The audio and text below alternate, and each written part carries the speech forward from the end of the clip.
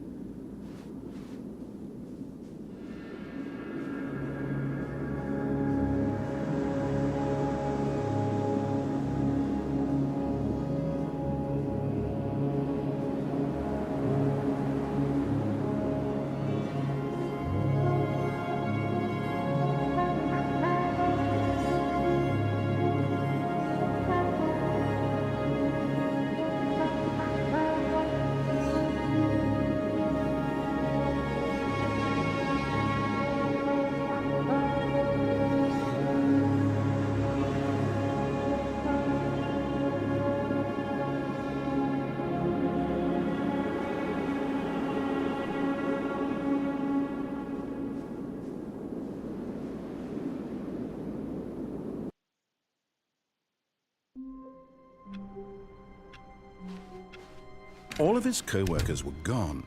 What could it mean? Stanley decided to go to the meeting room. Perhaps he had simply missed a memo.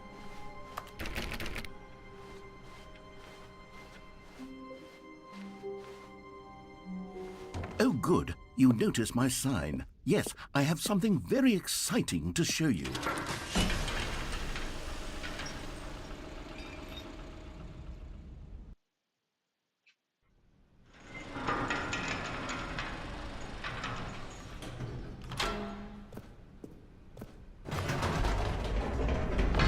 You see, Stanley, I've been reflecting on the Stanley Parable and about how roundly disappointing this Ultra Deluxe version has turned out to be. The original Stanley Parable was a landmark, and any new content for it should live up to that legacy. So forget this Ultra Deluxe nonsense. I say we take it one step even further. Which is why I'm very proud to announce for the first time ever, the Stanley Parable 2.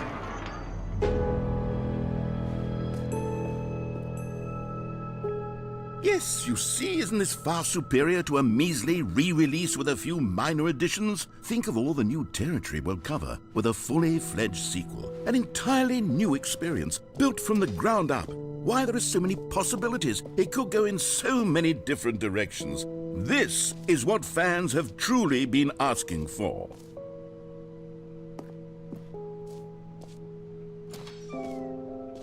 Now, to be clear, I haven't quite nailed down what exactly the Stanley Parable 2 is going to be, but let's take a look at some of the features I've been developing for it.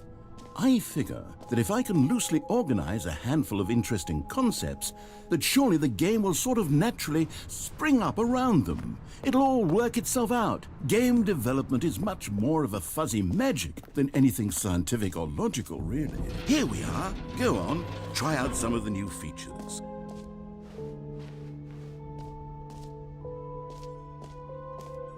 For the Stanley Parable 2, I asked myself, what do players really want? And of course, the first and most obvious answer is that they want to be individually recognized and validated as people. So with that in mind, my first addition to the game is this button which speaks the name of the person playing the game. Isn't that wonderful? Jim.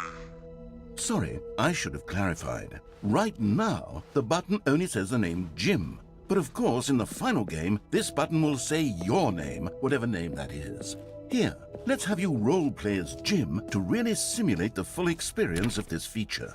Just play along. I promise you'll love it. Okay, here we go. Let's take a deep breath, clear your mind, forget whoever you are, and simply become a person named Jim.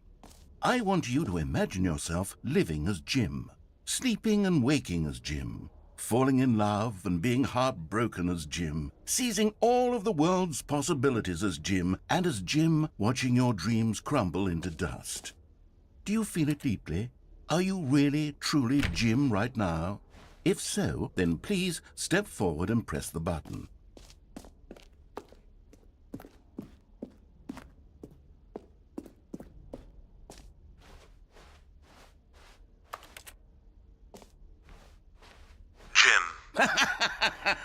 Yes, you see?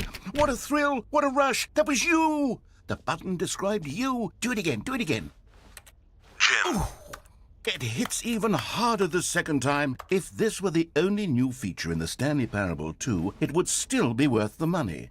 Let's take a break from the Jim button. I'm too emotionally drained from all of this personal validation.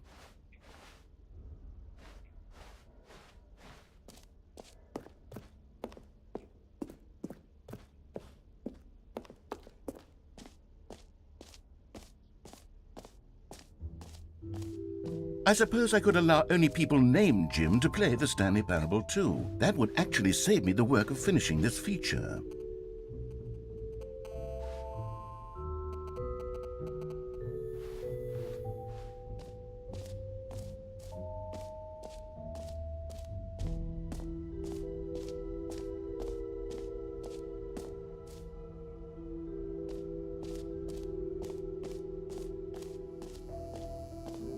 Now here's something special. You remember that broken test achievement that got left in the game on accident? Well, I'm developing a technology to simply give you the achievement.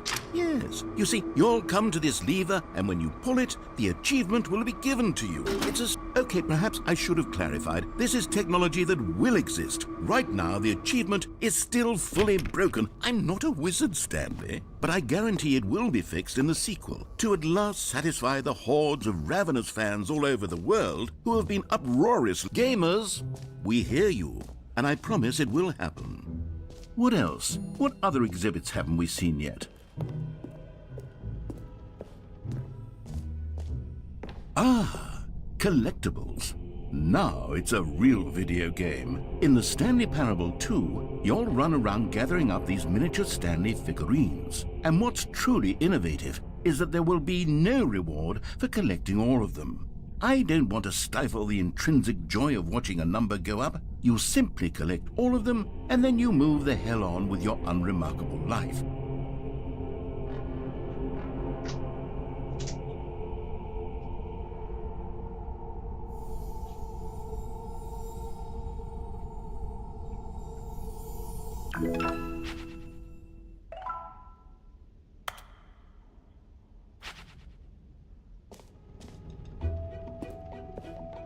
God, it really is the worst when you collect everything in a video game and then they give you a big fancy reward for it. Absolutely tragic.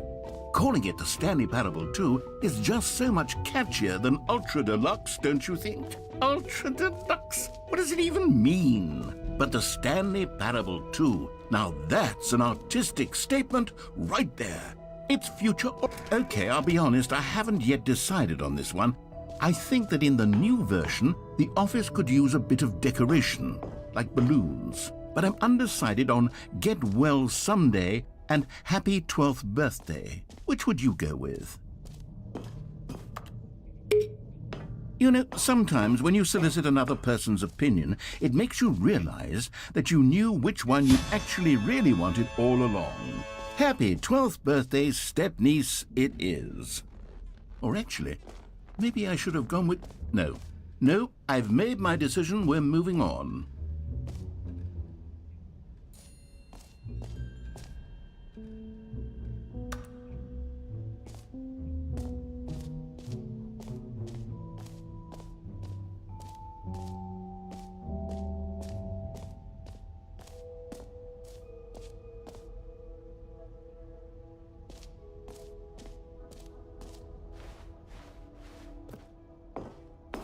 An epilogue would be fun, wouldn't it, Stanley? Yes, it will go at the end of the, well, we'll figure that out later.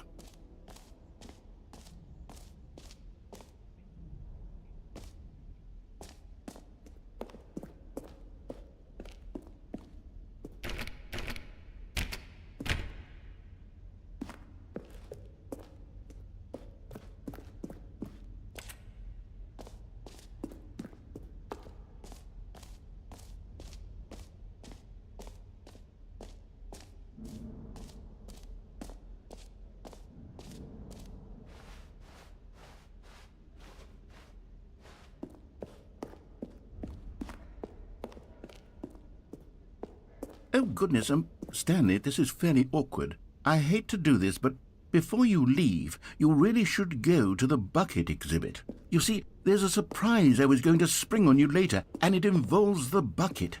And I really do hate to break the illusion, but it's important that you go see the bucket, okay?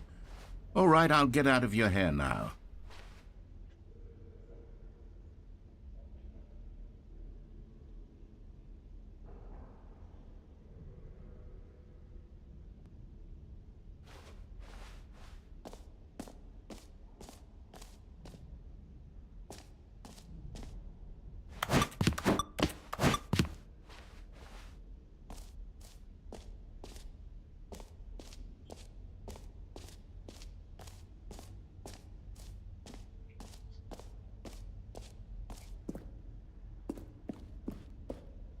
A common complaint of the Stanley Parable was that it was confusing and paradoxical, that it engendered a chaotic sense of reckless despair in those who played it. Well, I am happy to say that after much consideration, I've engineered a clever solution to this fundamental problem with the game.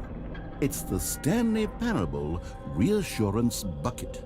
You see, Stanley, anytime you're holding the bucket, a sense of calm and ease will fill your mind and your heart. It's true.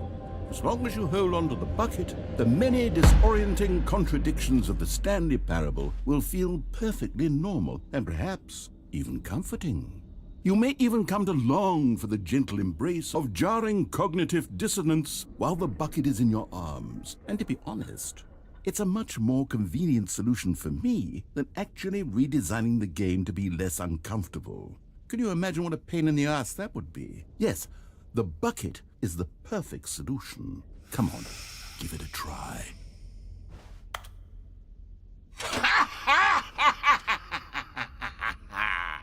Can you feel it?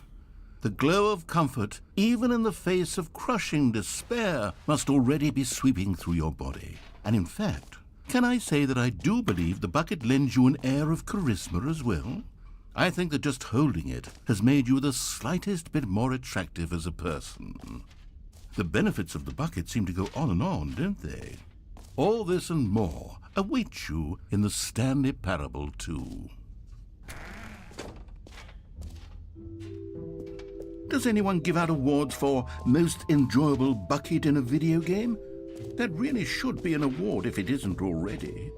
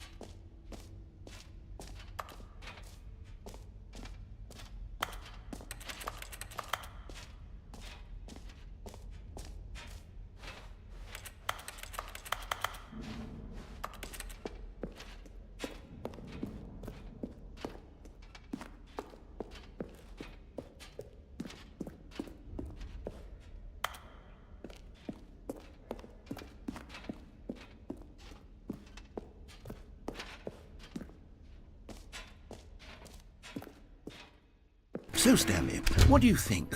Do you like all of the new features? Yes, I know it's not exactly clear yet how exactly these features will come together as one single coherent video game, but I can feel it in my soul. It's going to work. There's definitely a good game in there somewhere. Say, let's do an experiment. I'll arrange these new features together, and we'll see whether or not it coheres into a meaningful gameplay experience. Okay, are you ready? Here it is.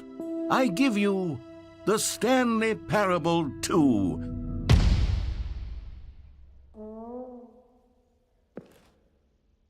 I mean, there's potential here, right? It's sort of... Okay, never mind. Hold on, let me do a different arrangement.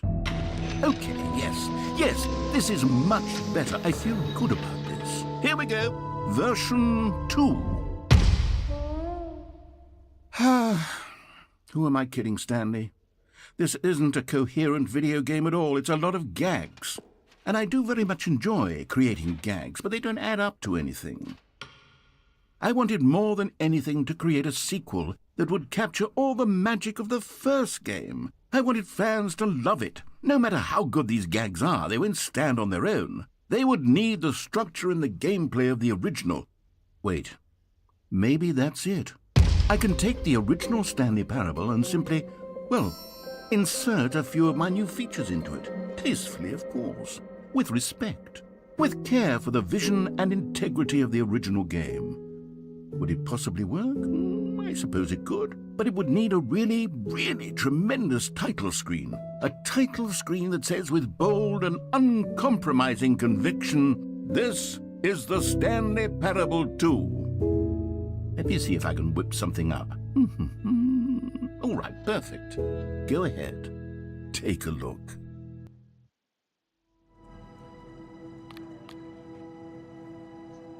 Alright, ladies and gentlemen, we were going to play the Stanley Parable 2 this time. And don't forget to like, do comments, and let's see what new features our narrator has set into the game, and enjoy it. This is the story of a man named Stanley.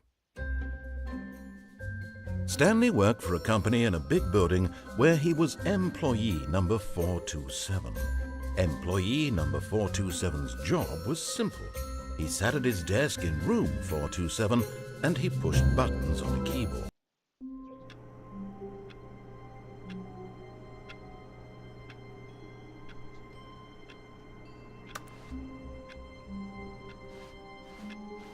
All of his co-workers were gone. What could it mean? Stanley decided to go to the meeting room. Perhaps he had simply missed a memo. Stanley felt the bucket calling to him, begging him to pick it up. Why was he not doing it?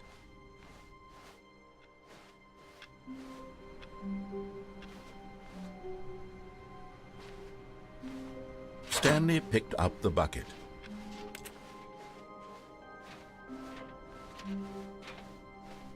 Stanley clutched the bucket tightly to his chest, and this was not the correct way to the meeting room.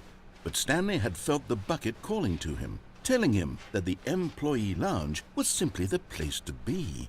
And here it was. Had the bucket turned out to be correct? Was this better than the meeting room?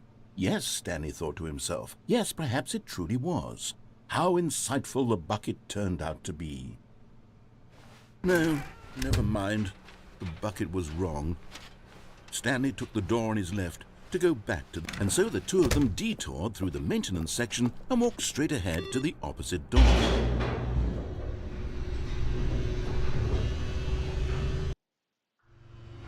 Oh, good Stanley, I'm glad you found your way here. I knew you'd find this place eventually. You see, your friends and I are concerned for you, Stanley. We've come together here because we care about you very much. It's this bucket you're carrying around everywhere. The bucket isn't even from the original Stanley Parable. It's just sequel content. We're the ones that matter, Stanley. Classic characters from the first game, like the Adventure Line and the Broom Closet. Because that's what fans want from a sequel. They want more of their favorite jokes, not this bucket that they've never seen before. Yes, I know I'm the one who gave you the bucket, but you're spending too much time with it. Don't you want another story involving the Adventure Line? We could make the Adventure Line go somewhere new. Yes, yes, that's what the fans want. Let's do it.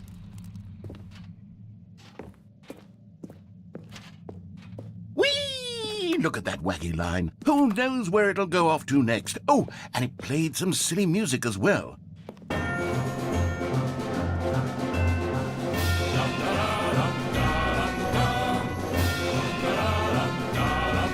Now this is what the Stanley Parable is all about. Don't you remember all those great jokes from the original dialogue? Also, Stanley is addicted to drugs and hookers. Yes, it's as classic now as it was back then. Let's do it for the fans, Stanley. Let's give them more content exactly like this. But if we want to do that, you're going to have to give something up. Don't you get it, Stanley? We need to get rid of the bucket. That's why I'm very proud to introduce a brand new character. This is the Bucket Destroyer. I think it'll make a wonderful new addition to the rich lore of the Stanley Parable. True, it also was not in the original game, but it's such a well-fleshed-out character with so much personality that to me it already feels as though it's been part of the cast all along. Don't you agree? Can you guess what the Bucket Destroyer does? Surely you don't need me to spell it out for you. Go ahead now, Stanley. Say goodbye to the bucket, and then pop it into the machine when you're ready.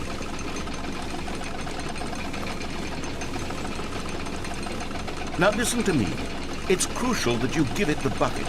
I don't know what the Bucket Destroyer will do if it can't destroy your bucket. Destroying buckets is all it knows. That is its singular personality trait. Sure, I can hear you saying, how does a character with only one personality trait deserve to join the pantheon of beloved Stanley Parable characters?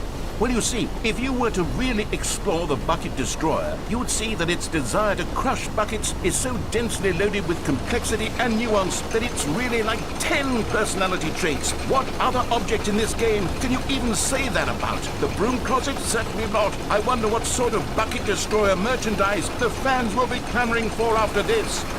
Okay, the Bucket Destroyer is getting very upset now. You'll have to hurry and feed it. We can't get back to the classic Stanley Parable characters like the Adventure Line or the Bucket Destroyer until you crush that damn bucket. Quickly now, the fans are waiting. Do it, the fans, Stanley. Give the fans what they want. Hurry and...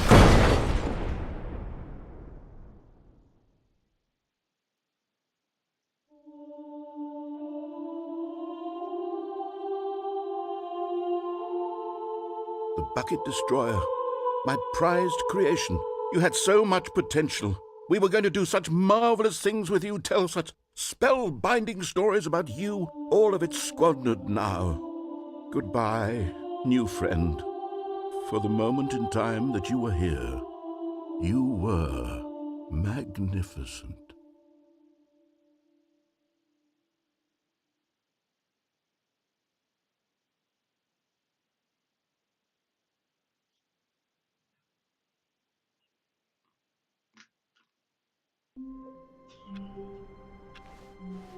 All of his co-workers were gone. What could it mean? Stanley decided to go to the meeting room. Perhaps he had simply missed a memo.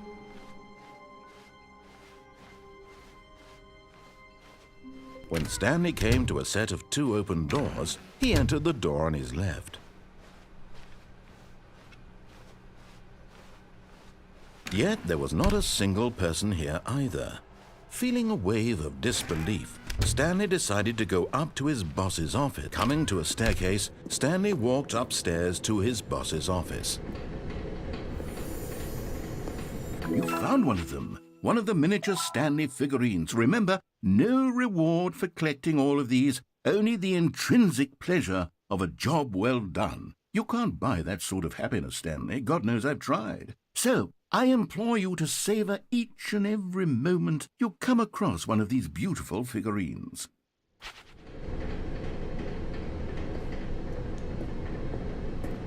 But Stanley just couldn't do it. He considered the possibility of facing his boss. Admitting he had left his post during work hours, he might be fired for that. And in such a competitive economy, why had he taken that risk? All because he believed everyone had vanished? His boss would think he was crazy. And then something occurred to Stanley. Maybe, he thought to himself, maybe I am crazy. All of my co-workers blinking mysteriously out of existence in a single moment for no reason at all. None of it made any logical sense. And as Stanley pondered this, he began to make other strange observations. For example, why couldn't he see his feet when he looked down? Why did doors close automatically behind him wherever he went? And for that matter, these rooms were starting to look pretty familiar. Were they simply repeating? No, Stanley said to himself, this is all too strange. This can't be real. And at last, he came to the conclusion that had been on the tip of his tongue. He just hadn't found the words for it. "I'm dreaming!" he yelled. "This is all a dream." Oh, what a relief Stanley felt to have finally found an answer, an explanation. His co-workers weren't actually gone. He wasn't going to lose his job. He wasn't crazy after all. And he thought to himself, I suppose I'll wake up soon. I'll have to go back to my boring real-life job pushing buttons. I may as well enjoy this while I'm still lucid. So he imagined himself flying and began to gently float above the ground. Then he imagined himself soaring through space on a magical starfield, and it too appeared. It was so much fun, and Stanley marveled that he had still not woken up. How was he remaining so lucid? And then perhaps the strangest question of them all entered Stanley's head. One he was amazed he hadn't asked himself sooner. Why is there a voice in my head dictating everything that I'm doing and thinking? Now the voice was describing itself being considered by Stanley, who found it particularly strange. I'm dreaming about a voice describing me, thinking about how it's describing my thoughts, he thought. And while he thought it all very odd and wondered if this voice spoke to all people in their dreams, the truth was that, of course, this was not a dream. How could it be? Was Stanley simply deceiving himself, believing that if he's asleep, he doesn't have to take responsibility for himself? Stanley is as awake right now as he's ever been in his life. Now, hearing the voice speak these words was quite a shock to Stanley. After all, he knew for certain, beyond a doubt, that this was in fact a dream. Did the voice not see him float and make the magical stars just a moment ago? How else would the voice explain all that? This voice was a part of himself too. Surely, if he could just... He would prove it. He would prove that he was in control, that this was a dream. So he closed his eyes gently, and he invited himself to wake up. He felt the cool weight of the blanket on his skin, the press of the mattress on his back, the fresh air of a world outside this one. Let me wake up, he thought to himself. I'm through with this dream. I wish it to be over. Let me go back to my job. Let me continue pushing the buttons. Please, it's all I want. I want my apartment and my wife and my job. All I want is my life exactly the way it's always been. My life is normal. I am normal. Everything will be fine. I am okay.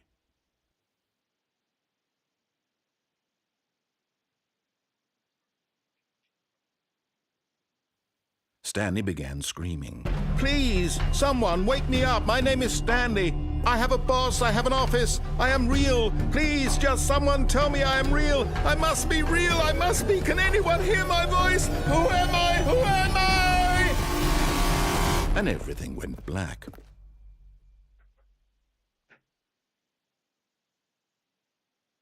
This is the story of a woman named Mariella. Mariella woke up on a day like any other. She arose, got dressed, gathered her belongings, and walked to her place of work.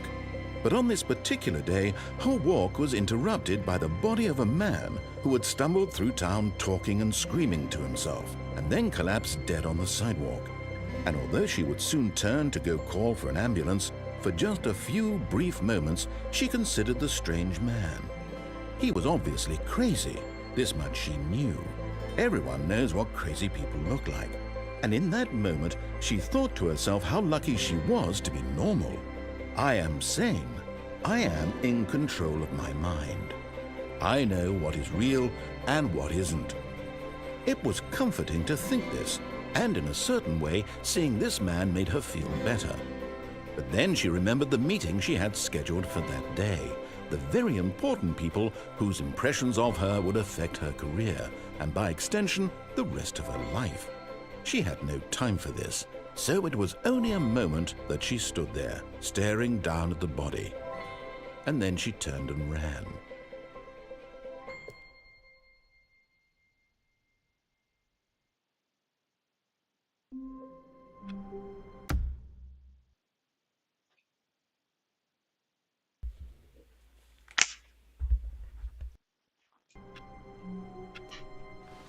All of his co-workers were gone. What could it mean? Stanley decided to go to the meeting room. Perhaps he had simply missed a memo.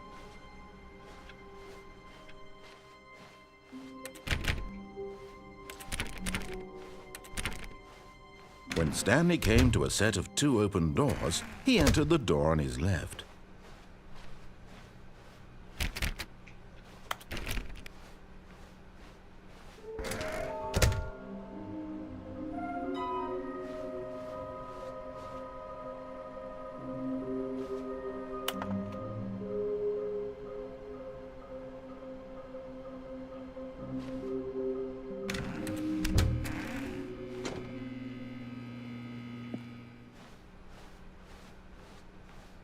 Coming to a staircase, Stanley walked upstairs to his boss's office.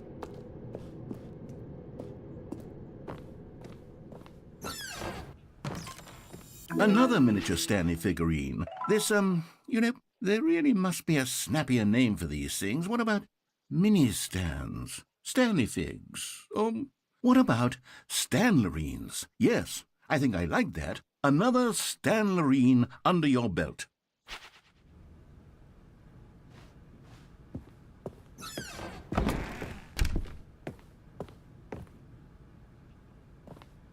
Stepping into his manager's office, Stanley was once again stunned to discover not an indication of any human life.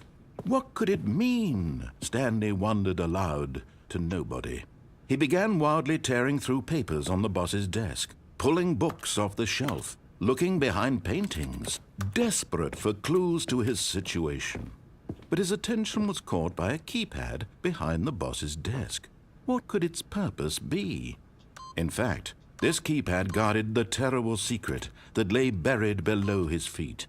And so the boss had assigned it an extra secret PIN number, 2845. But of course, Stanley couldn't possibly have known this. Yet incredibly, by simply pushing random buttons on the keypad, Stanley happened to input the correct code by sheer luck.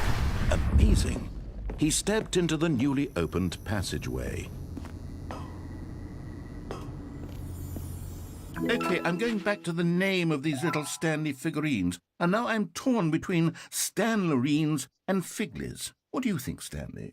What name better encapsulates the intrinsic sense of happiness that you get from seeing a small number in the corner of your screen go up by 1? Let me sit on it. I'm sure it will come to me.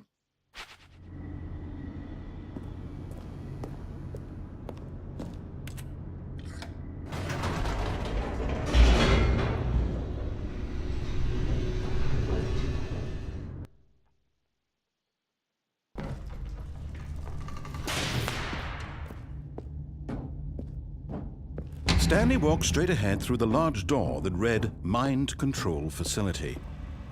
Although this passageway had the word Escape written on it, the truth was that at the end of this hall, Stanley would meet his violent death.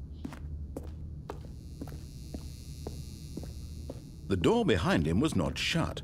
Stanley still had every opportunity to turn around and get back on track. At this point, Stanley was making a conscious, concerted effort to walk forward and willingly confront his death.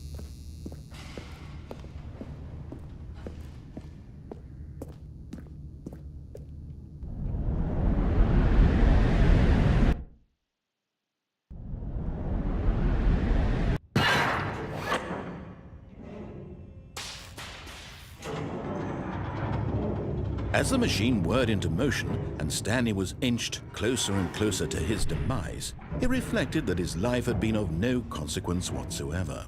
Stanley can't see the bigger picture. He doesn't know the real story, trapped forever in his narrow vision of what this world is. Perhaps his death was of no great loss, like plucking the eyeballs from a blind man. And so he resigned and willingly accepted this violent end to his brief and shallow life. Farewell, Stanley.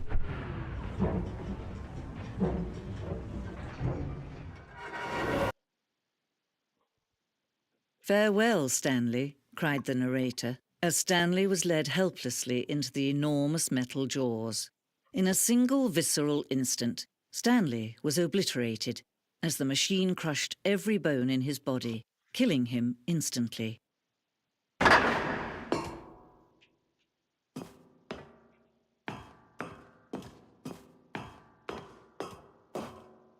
And yet it would be just a few minutes before Stanley would restart the game, back in his office, as alive as ever. What exactly did the narrator think he was going to accomplish? When every path you can walk has been created for you long in advance, death becomes meaningless, making life the same. Do you see now?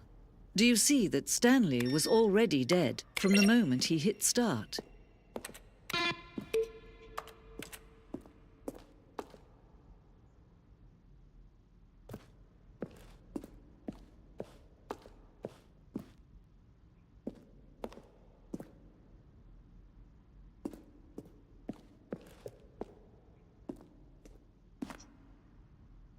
I'm telling you guys, this game is so confusing yet so good in a perspective from a story-driven game.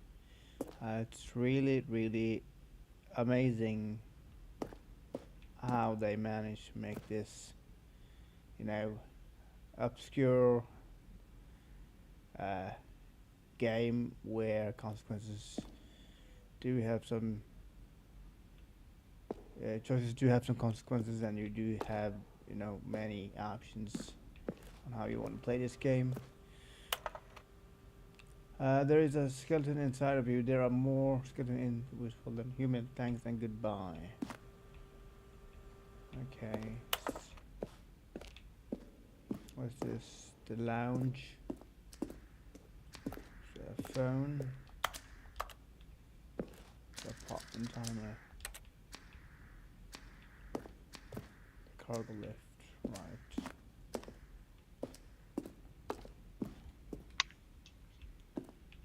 What's this? The vending levers. What's the zending levers? Okay. Trailers. We ran 4 major teaser trailers over the game development, each meant to convey something about the spirit of the game. This is the first one released in May 2012. It features a series of broken rooms and the voice of the narrator, informing users that he's repairing a version of Stanley Parable.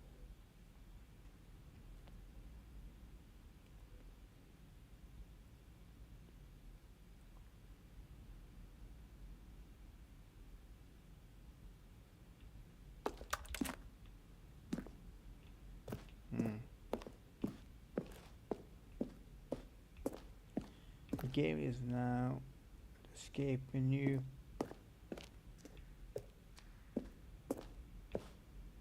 Meeting room. First choice. Disobey. Obey. Wow. Okay. 1 option, 2 option, the 3rd option, and the 4th option. Interesting. Now we go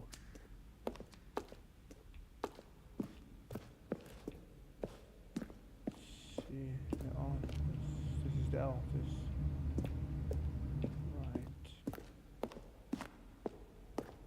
Game design mock-up. And there we have the exit.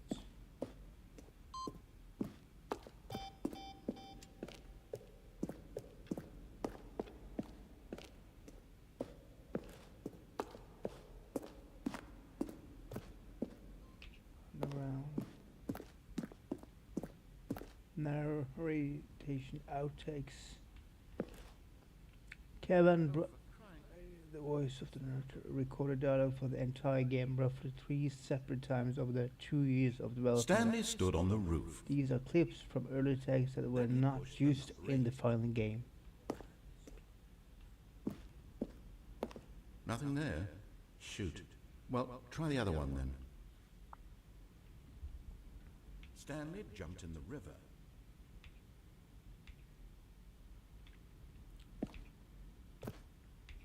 And finally, he pushed the number 9.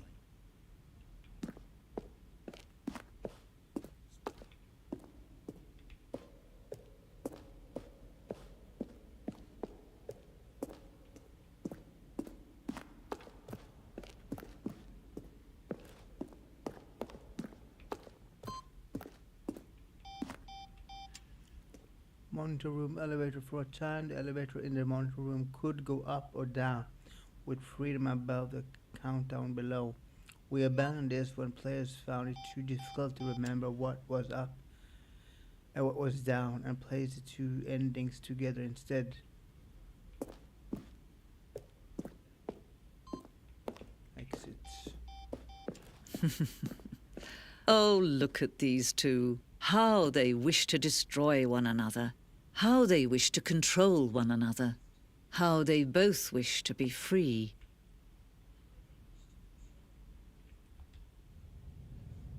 Can you see? Can you see how much they need one another? No, perhaps not. Sometimes these things cannot be seen. But listen to me. You can still save those 2. You can stop the program before they both fail. Push escape and press quit.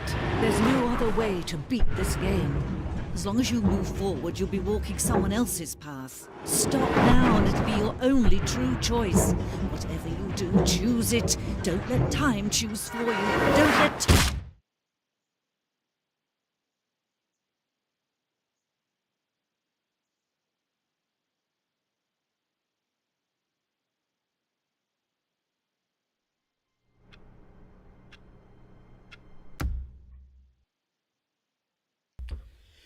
Alright guys, that was all from me. We played the Stanley Parable the Ultra Deluxe edition, where we deliberately didn't listen to the narrator and did the totally opposite gameplay.